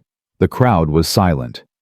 Clara saw Martha Collins wiping her eyes, saw the sheriff nodding slowly. I believe, the preacher said after a moment, that's the finest sermon I've ever heard. Shall we continue? The vows were simple. Clara promised to love, honor, and cherish. Silas promised the same. When the preacher asked if anyone objected, Willie muttered, "They'd better not," and the crowd laughed. By the power vested in me by the territory of Montana, the preacher concluded, I now pronounce you man and wife. You may kiss the bride. Silas turned to Clara. His hands trembled as he cupped her face. You sure about this? He whispered. Never been more sure of anything. He kissed her. The children cheered. The crowd applauded, and Clara felt for the first time in 2 years truly free. The celebration lasted for hours. People brought food, more food than Clara had seen in years. Martha Collins approached her with downcast eyes. Mrs. Garrett. Clara. Martha swallowed. Clara, I want to apologize. The way I treated you. The things I said. There's no excuse. No, there isn't. Martha flinched. But, Clara continued, I've learned something these past months. People can change. Hearts can change. If you're sincere, I'm willing to start fresh. Martha's eyes filled with tears. I am sincere. I truly am. Then welcome to my wedding. As evening fell, the guests began to leave. Clara stood on the porch watching them go, Silas's arm around her waist. Hell of a day, he said. Language. Sorry, heck of a day. She laughed and leaned into him. The best day of my life. Better than your first wedding. Clara thought about it. Different. Thomas and I were young, full of dreams. We had no idea what was coming. This... She gestured at the cabin, at the children playing in the yard. This isn't a dream. This is real. Hard-won and real. I like real. So do I. That night, after the children were in bed, Clara and Silas sat by the fire. The cabin was quiet, peaceful. For the first time, there was no threat lurking outside. No Jasper, no auction, no court case. Just them. Together. I've been thinking, Silas said. Dangerous pastime. He smiled, actually smiled. About the land. Thomas's land. The 200 acres you won back from Jasper. What about it? It's good land. Better than mine in some ways. Closer to town, better water. Clara straightened. What are you saying? I'm saying maybe we should move there, build a proper house, something big enough for all of us. But this is your home. You built this cabin with Mary. Silas was quiet for a moment. Mary's gone. She's been gone 8 years, and holding on to this cabin won't bring her back. He took Clara's hands. You're my home now. You and those children. Wherever you are, that's where I belong. Clara's heart swelled. Are you sure? I've never been more sure of anything. She thought of Thomas's land, the fields where he'd taught Jacob to ride the creek, where the children had played the hill, where they'd planned to build their forever home. She'd lost it all. Now she had a chance to reclaim it. Yes, she said. Let's build a house. A real house. With enough rooms for every child and a porch where we can watch them grow. And a swing, Silas added. Every house needs a swing. You know how to build a swing. I know how to build a lot of things. He pulled her close, including a life worth living. They sat together until the fire burned low, planning a future they never thought they'd have. The next morning brought unexpected visitors. Clara was hanging laundry when the wagon appeared. She shaded her eyes against the sun, trying to make out the figures. Silas? He came running from the barn, rifle in hand. Old habits died hard. But as the wagon drew closer, Clara recognized the passengers. Her heart lurched. Mama! Willie had come outside. Who is that? The wagon stopped. A woman climbed down, elderly, frail, with snow-white hair and eyes the same color as Thomas's. Clara, the woman breathed. My God, Clara, is it really you? Mrs. Dawson? Clara's voice shook. Elizabeth, Thomas's mother, the woman who had refused to help when Jasper took everything, who had turned her back on her own grandchildren. She was here, at Clara's home, on Clara's land. I heard what happened, Elizabeth said. Her voice trembled. The auction, the trial, everything. I came as soon as I could. As soon as you could. The words came out harder than Clara intended. It's been 2 years, Elizabeth. 2 years of watching your grandchildren starve while your other son lived in their father's house. I know, and I'm sorry. Sorry doesn't feed hungry children. Sorry doesn't keep them warm when they're locked in a cellar. Elizabeth's face crumpled. I was afraid. Jasper threatened to have me committed. Said I was senile, that no one would believe me. I was a coward, Clara. I'm not asking for forgiveness. I'm just asking for a chance. Clara stared at her. This woman who had let her suffer. Who had chosen silence over justice. A chance to what? To know my grandchildren. To be part of their lives, whatever's left of mine. Elizabeth's eyes glistened. Thomas was my baby. Losing him broke something in me. And when Jasper took over, I didn't have the strength to fight. So you let us fight alone? Yes. Elizabeth didn't look away. I did, and I'll regret it until the day I die. The children had gathered behind Clara. She felt Jacob's hand on her shoulder. Mama, he said quietly. She's old, and she came all this way. Clara looked at her son, this boy who had every reason to hate, who had watched his family suffer while his grandmother did nothing, and he was asking her to forgive. She turned back to Elizabeth.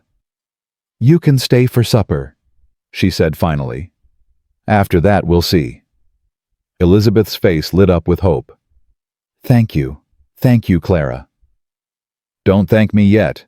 You have a lot of making up to do. I know. I'll spend whatever time I have left trying. That night, Elizabeth sat at the table with her grandchildren for the first time in 2 years. She held Grace in her lap, marveling at how big she'd gotten. She listened to Sarah's stories about her doll. She answered Henry's endless questions with patience Clara hadn't expected. And when Jacob called Silas Pa in front of her, she didn't flinch, didn't protest, just nodded as if accepting that this man, this stranger, was now family. He's good to them, Elizabeth said quietly to Clara. I can see it in their faces. He's everything Jasper wasn't. Jasper was always troubled, even as a boy. I should have seen it earlier. Should have protected Thomas. You should have protected all of us. Elizabeth bowed her head. Yes, I should have. Clara watched her for a long moment. Then she reached out and covered the old woman's hand with her own. You're here now. That has to count for something. Elizabeth looked up, tears streaming down her face. Does it? Clara thought of everything she'd lost, everything she'd gained. The man sleeping in the next room, the children laughing by the fire, the home she was about to build. It's a start, she said. Elizabeth squeezed her hand, and Clara realized with surprise that she meant it. Elizabeth stayed for 3 days. 3 days of awkward silences, careful conversations, and slow, painful steps towards something like family. On the 4th morning, she asked Clara to walk with her to the hill behind the cabin, the place where Silas had buried Mary and his son. Clara hadn't been there before. Silas had never invited her, and she hadn't pushed. Some grief was too sacred to share. But Elizabeth asked, and Clara couldn't refuse. They stood together before the 2 small headstones. The names were simple: Mary Louise Garrett, Baby Boy Garrett. No dates on the infant's stone. He hadn't lived long enough for dates. I never met her, Elizabeth said quietly. Mary. But Thomas told me about her once. Said she was the kindest woman in the territory. Said Silas was a different man when she was alive. He's a good man now. Because of you. Clara shook her head. Because of the children. They woke something in him. They woke something in both of you. Elizabeth turned to face her. I know I have no right to ask anything of you, Clara. Not after what I failed to do. But I have to say this before I lose my nerve. Say what? I'm dying. The words hung in the cold air. Clara felt her heart stop. The doctor and Helena gave me 6 months, maybe less. Elizabeth's voice was steady, almost matter-of-fact. That's why I came. Not just to apologize, but to make things right while I still can.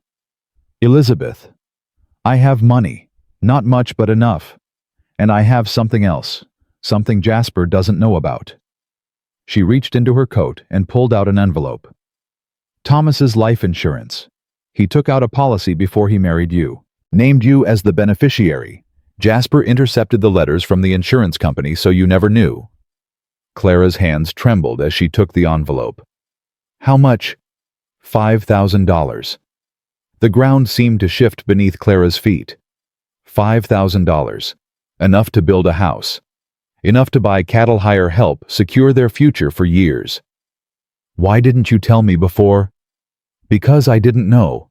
I only found out last month when I went through Jasper's things.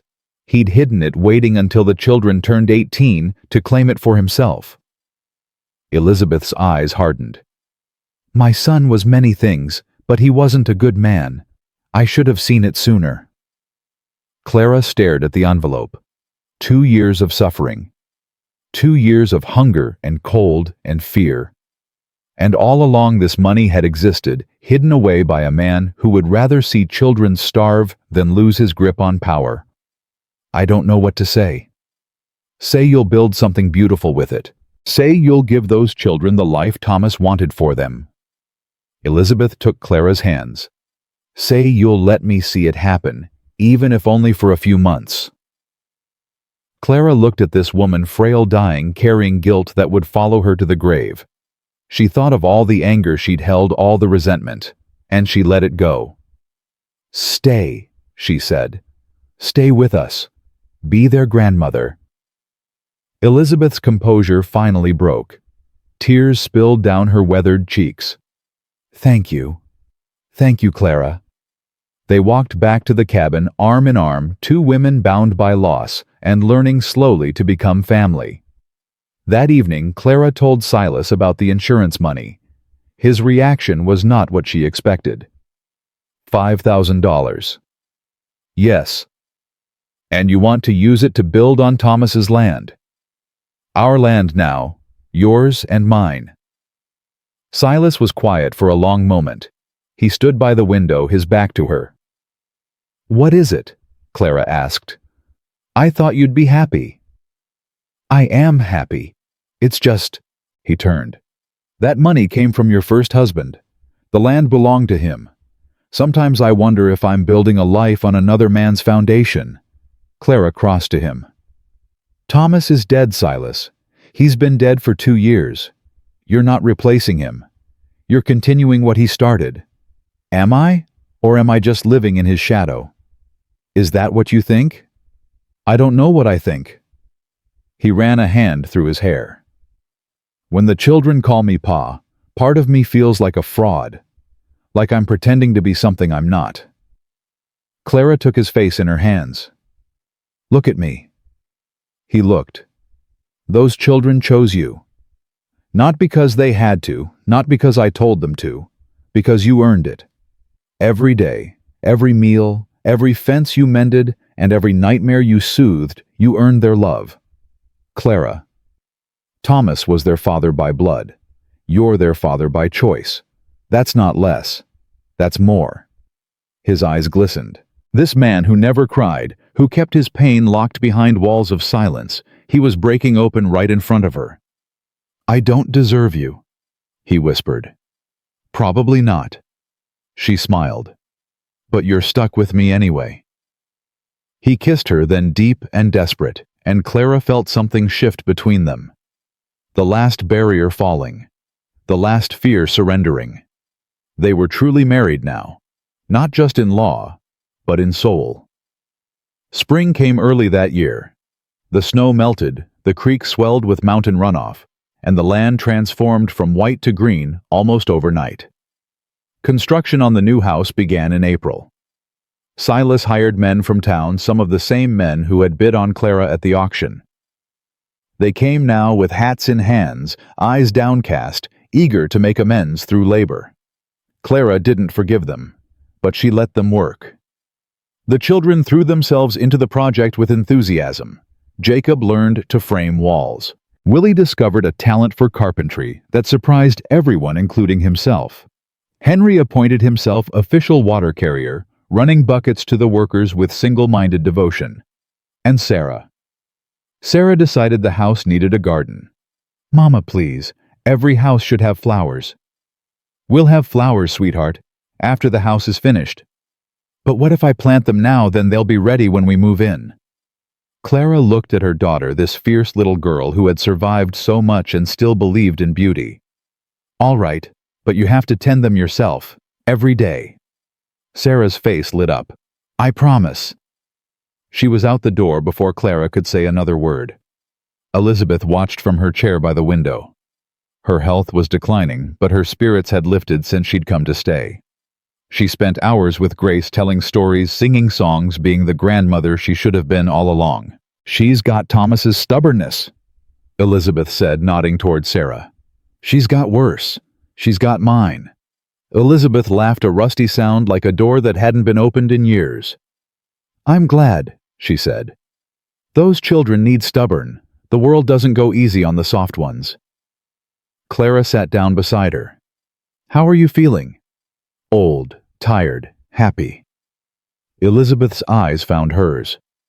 "I didn't think I'd feel happy again, after everything." "Neither did I." "And yet, here we are. Here we are." They sat in comfortable silence, watching through the window as the frame of the new house rose against the spring sky. The house was half finished when the letter arrived. Clara was kneading bread when Silas walked in, his face grim. "What is it?" He held up an envelope. "From California." Clara's blood chilled. She wiped her hands and took the letter. The handwriting on the envelope was unfamiliar, but the return address made her stomach clench. San Francisco, Jasper's last known location. She tore it open with trembling fingers. "Dear Mrs. Garrett, I am writing to inform you of the death of Mr. Jasper Dawson, who passed away on March 15th, following a brief illness. As his next of kin, his widow Lucille Dawson is entitled to his estate. However, she has requested that I contact you regarding a matter of some urgency. Mrs. Dawson wishes to meet with you. She claims to have information concerning your late husband Thomas that may be of interest to you. She will be arriving in Bitter Creek on the 20th of this month. Yours truly, Harold Simmons, Esq." Clara read the letter twice, 3 times. "Jasper's dead," she breathed. Silas took the letter and scanned it. "And Lucille wants to meet. Why? I don't know. Could be a trap. Could be, but she says she has information about Thomas. What information could she possibly have?" Clara shook her head. "I don't know, but I have to find out." Silas's jaw tightened. "I don't like this." "Neither do I, but if there's something about Thomas, something I don't know." She trailed off. "What do you think she wants?" "Money, probably. That's what Lucille always wanted." "Then we tell her no and send her away." Clara looked at him. "And if it's something else, something that matters?" Silas sighed. He pulled her close. "Then we'll deal with it together, whatever it is." Lucille arrived on the 20th as promised. She came alone, dressed in widow's black, looking years older than when Clara had last seen her. Clara met her on the porch. Silas stood behind her, his presence a silent warning. "Clara."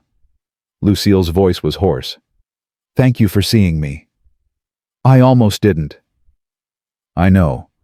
I wouldn't have in your place." Clara studied the woman who had made her life a misery for 2 years. The cruelty was gone from her face, replaced by something else. Defeat, maybe. Or just exhaustion. "Say what you came to say." Lucille swallowed. "When Jasper died, I went through his papers. Everything, letters, contracts, things he'd hidden for years." She reached into her bag and pulled out a leather folder. "I found this." Clara took the folder and opened it. Inside were letters, dozens of them, all addressed to her, all in Thomas's handwriting. Her heart stopped. "Thomas wrote to you," Lucille said quietly. "Every week for 6 months before he died. Jasper intercepted them. You never knew." Clara's hands shook as she pulled out the first letter. "My dearest Clara, the sickness is worse today. Doc Hayes says I might not have long, but I need you to know, whatever happens, that you and the children are everything to me. I've made arrangements to protect you.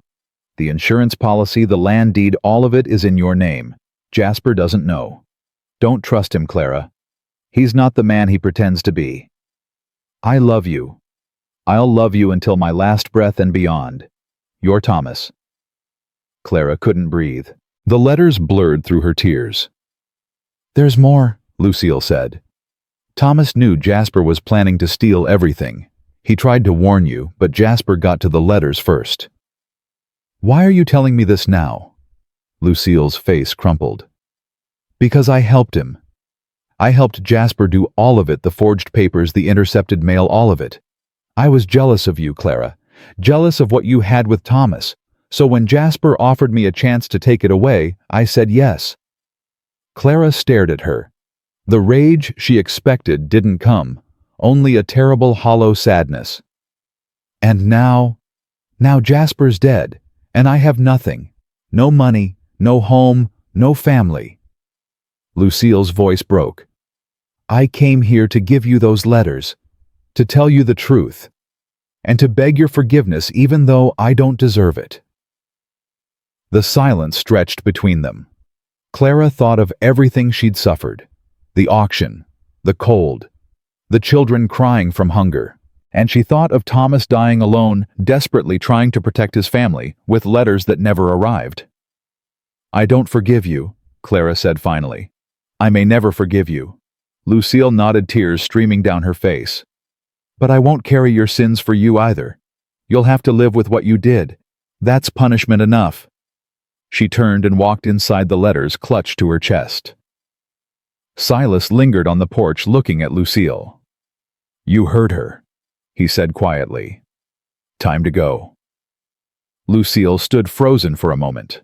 Then she nodded, gathered her things and walked away. She didn't look back.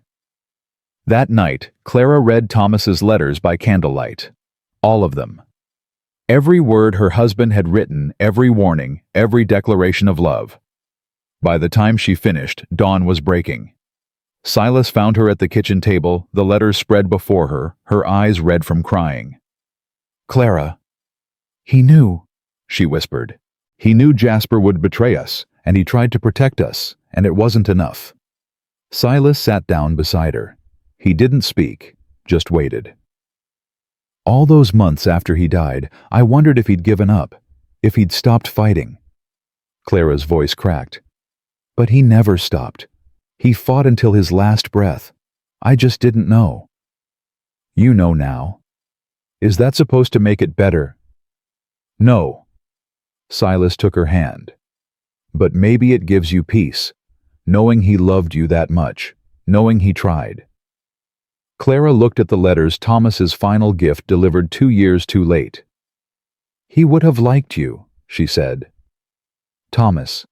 He would have been glad to know someone was looking after his family." "You think so?" "I know so. He was a good judge of character." She squeezed his hand. "And you're a good man, Silas Garrett." I'm trying to be. That's all any of us can do." They sat together as the sun rose, bound by love that defied death and time, and all the cruelty the world could muster. The house was finished in June. It stood on the hill overlooking Thomas's land, their land, now a proper house with 4 bedrooms, a wide porch, and a swing that Silas had built himself. The whole town came for the housewarming.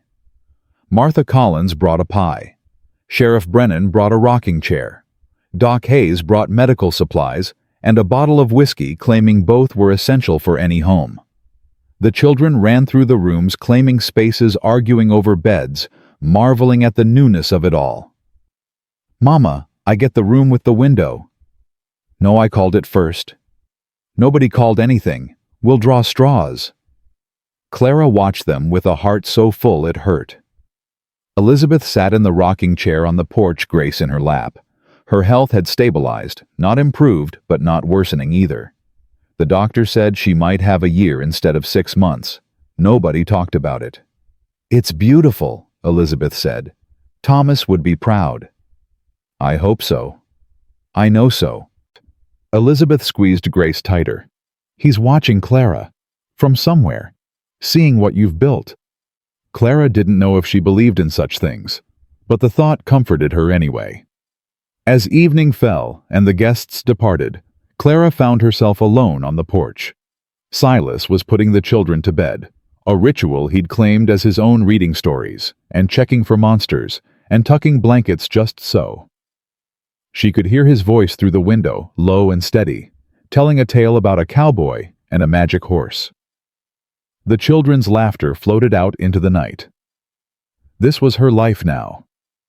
This house, this land, this family.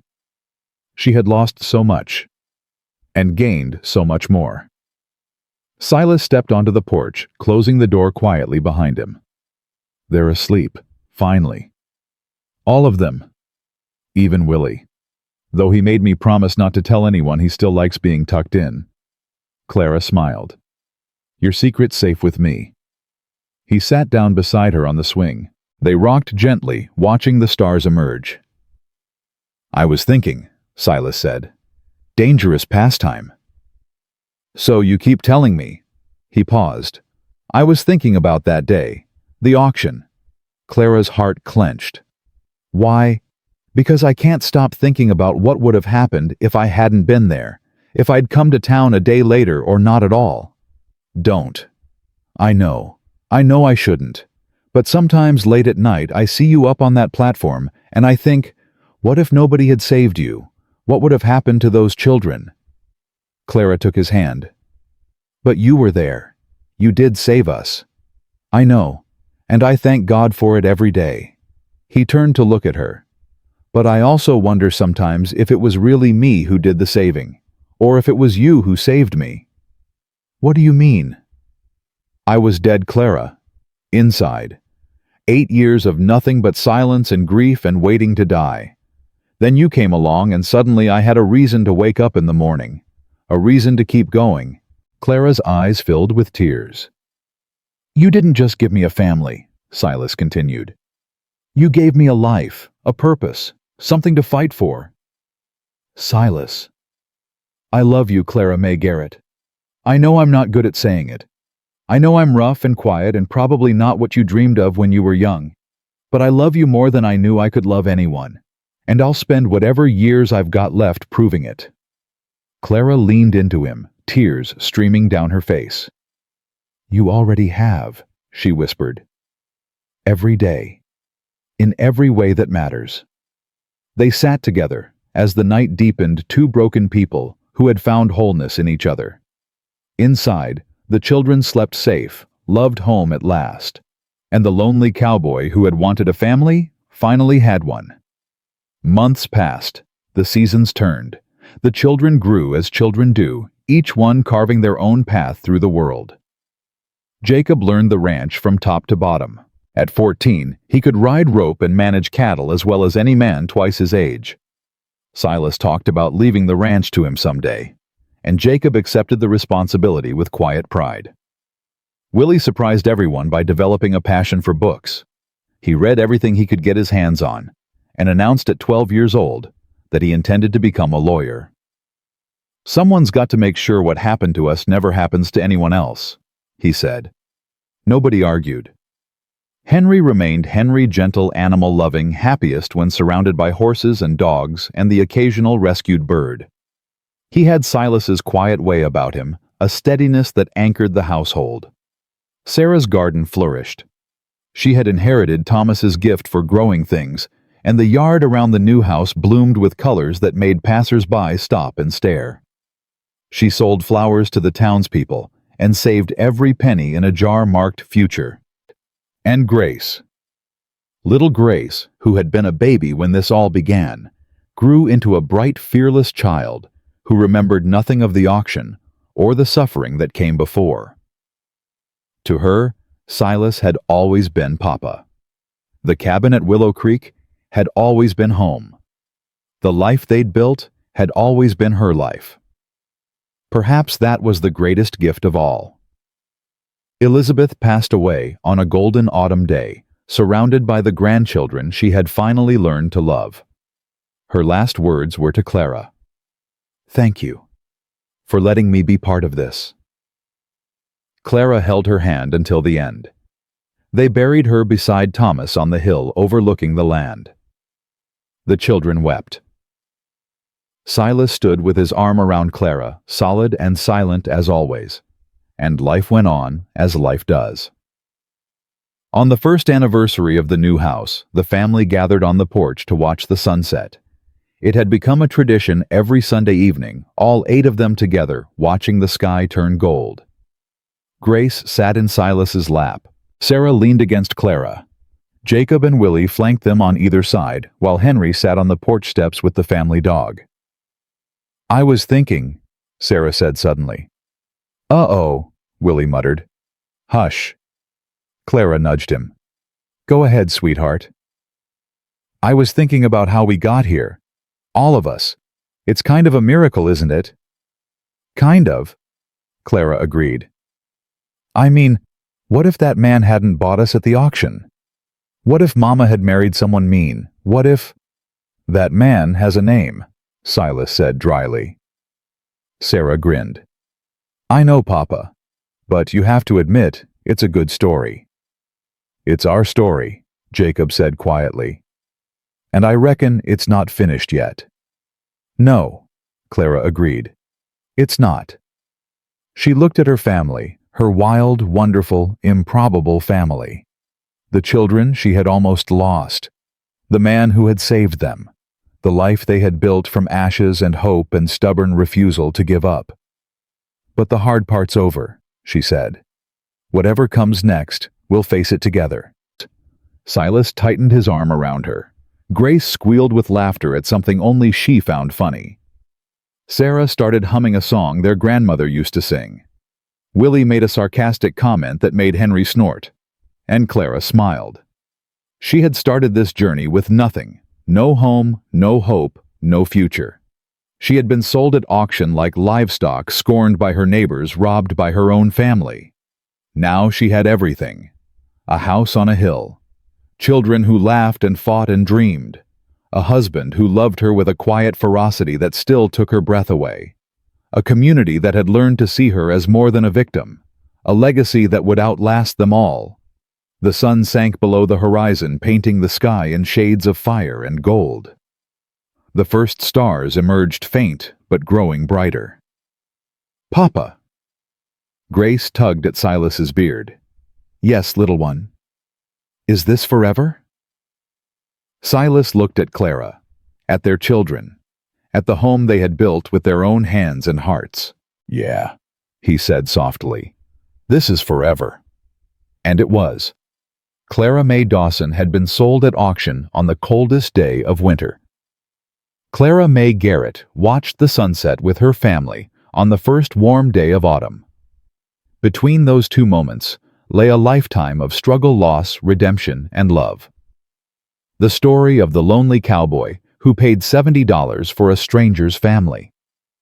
The story of the widow who refused to break. The story of 6 children who found a father in the most unexpected place. It was not a fairy tale. Fairy tales don't include auctions and forgeries and grief that never fully fades. But it was true, and it was theirs. And in the end, that was all that mattered. The lonely cowboy found his family, the widow found her home, and love, stubborn and patient, had won.